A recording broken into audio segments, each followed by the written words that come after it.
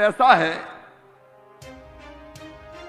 वो आया लगभग 380 करोड़ रुपया, 380 करोड़ 54 लाख रुपया ये इंदौर जिले के किसानों को मिला। 1,86,812 किसानों। और देवास वाले भी आए हैं क्या? देवास से भी आए हो तो हाथ उठाओ। इधर देवास वाले भी बैठे हैं।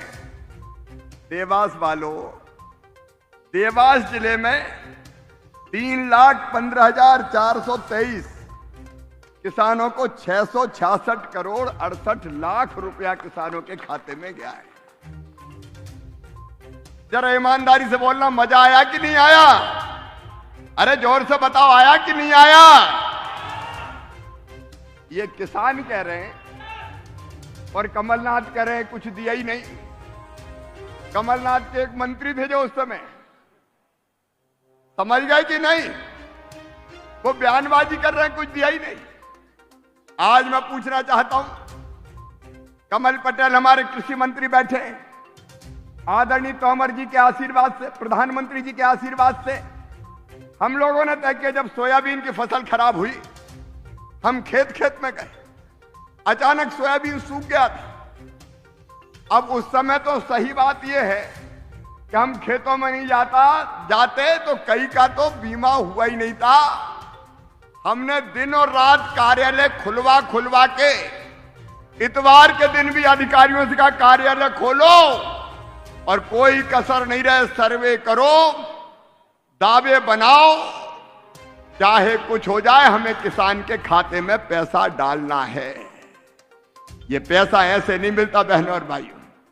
जब दिल में दर्द होता है, तड़प होता है, किसान की खराब फसल देके जब आत्मा रोती है और जब देखते हैं मेहनत करते हुए कि आई वाई फसल चली गई, मेहनत बेकार हो गई, आंसू केवल किसानों की आंखों में नहीं होते, उसकी तड़फ और दर्द हमारे सीने में होता है।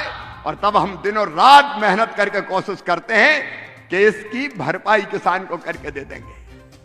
मेरे बहनों भाइयों, तो बीमे की राशि, इसके पहले 2,250 करोड़ रुपए हमने आरबीसी 64 के अंदर किसान के खातों में डाले और अकेले सोयाबीन की नुकसानी 10,500 करोड़ रुपए से ज्यादा किसान के खाते में डाल के दी है। आज मैं पूछना चाहता हूं हमारी आलोचना करने वालों को, आज अब बरलाई में किसान जवाब दे, क्या कांग्रेस के राज में कभी इतने पैसे मिलते थे?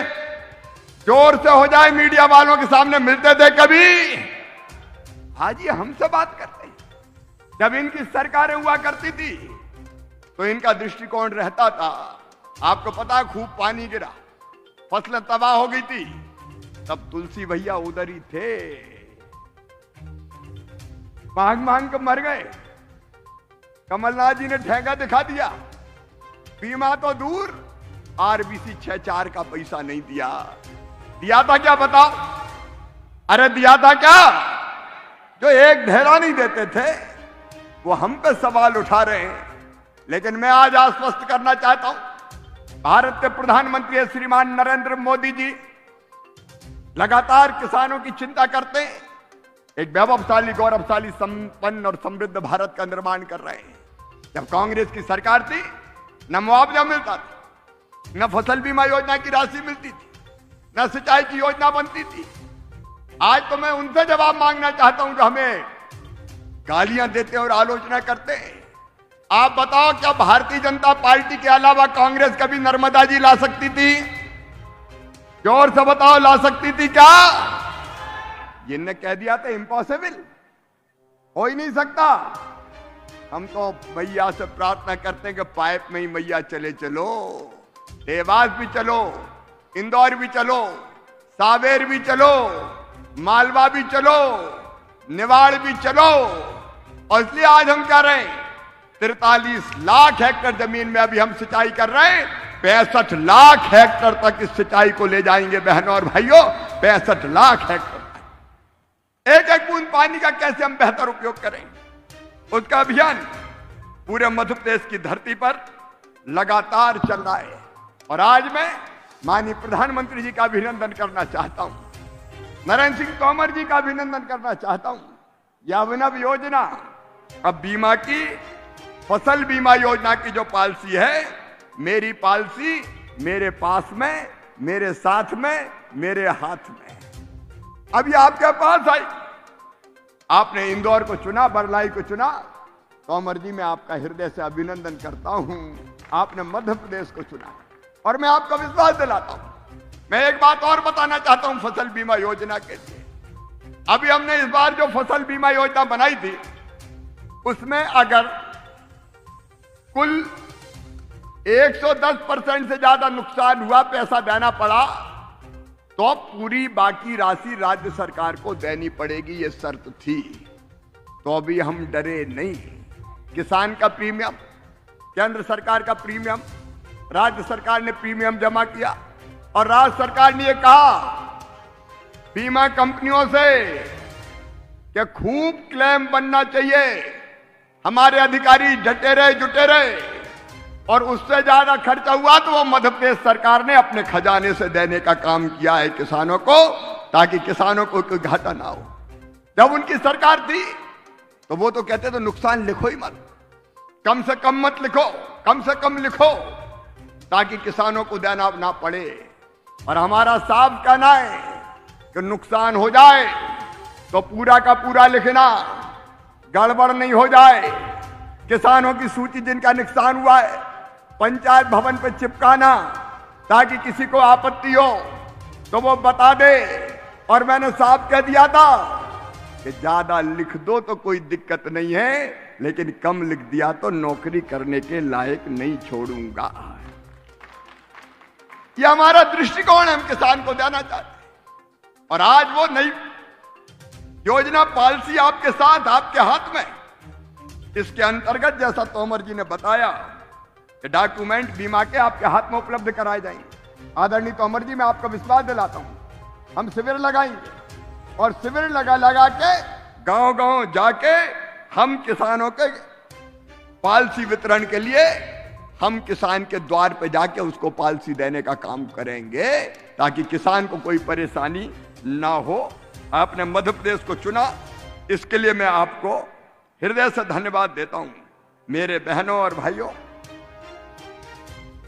नरेंद्र सिंह जी अभी बता रहे थे, मैं उसको दोहराना नहीं चाहती।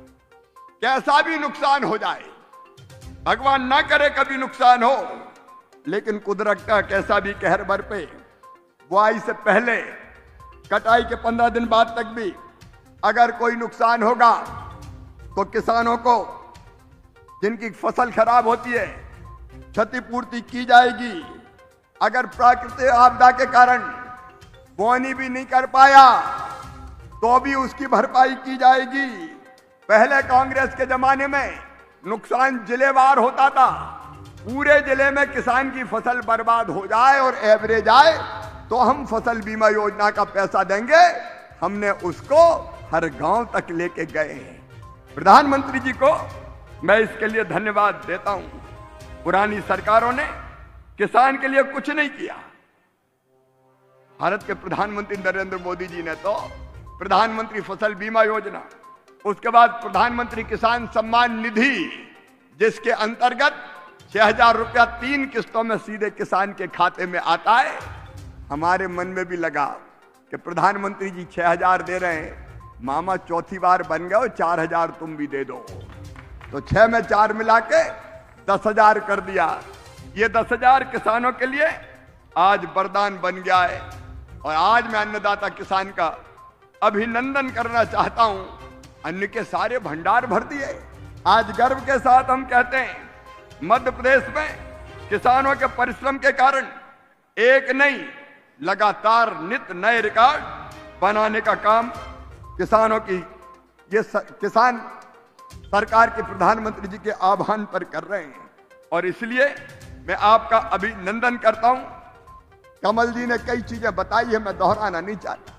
चाहे 0% ब्याज पर कर्जा देने का किसान को सवाल हो, बिजली की सब्सिडी देने का सवाल हो, एक अंदाज हम लगा रहे थे। आज मैं वो फिर आपको बताना चाहता हूं।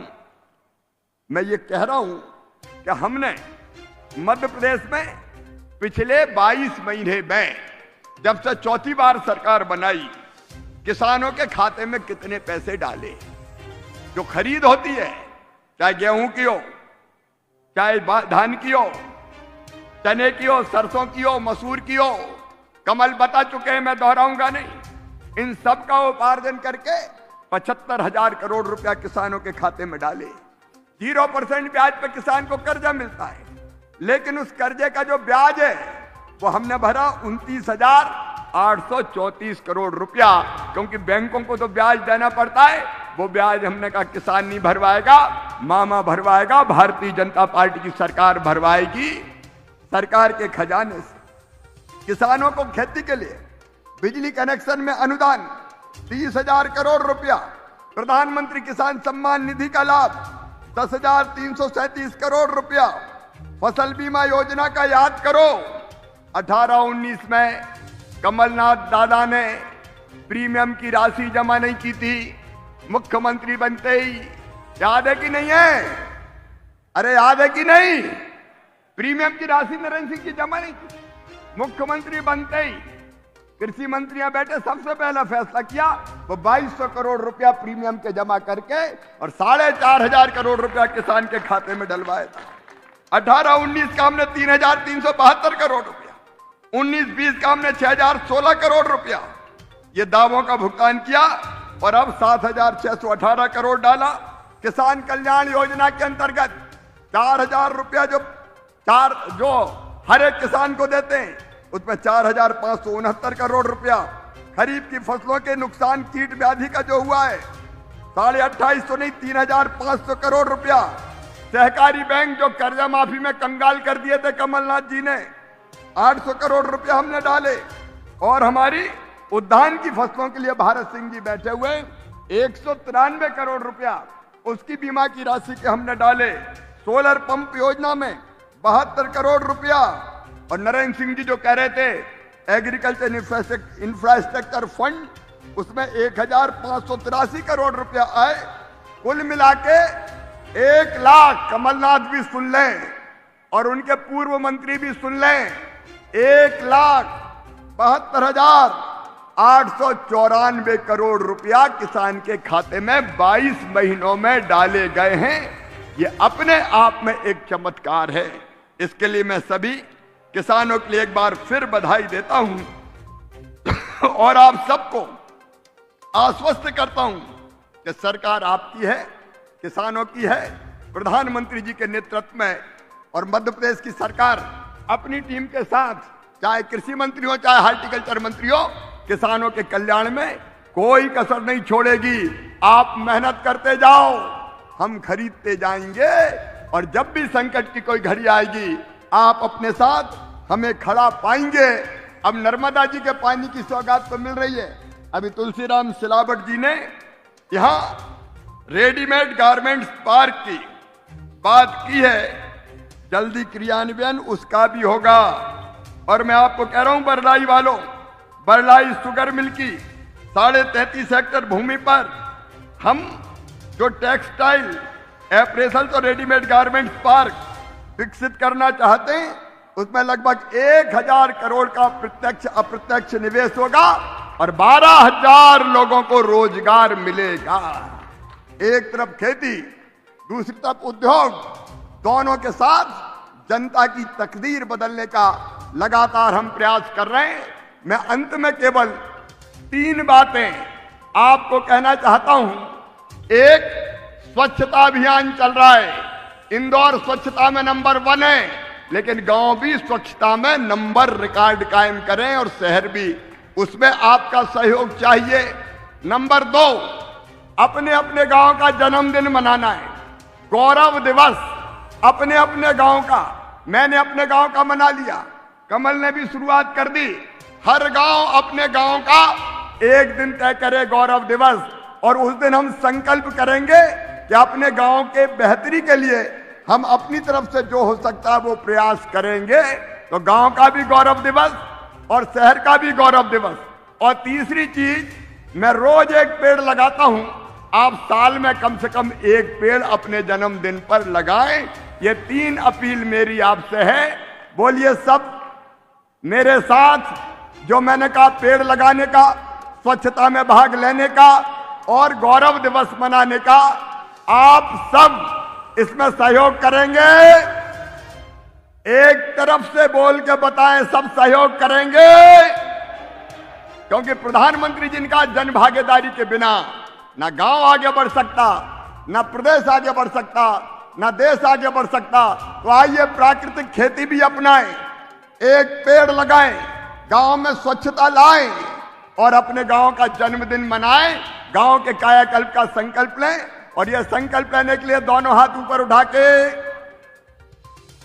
दोनों मुट्ठी बांध के और भारत माता की जय बोल के संकल्प लेंगे। बोलिए भारत माता की जय, नर्मदा मैया की जय, हर हर नर्मदे।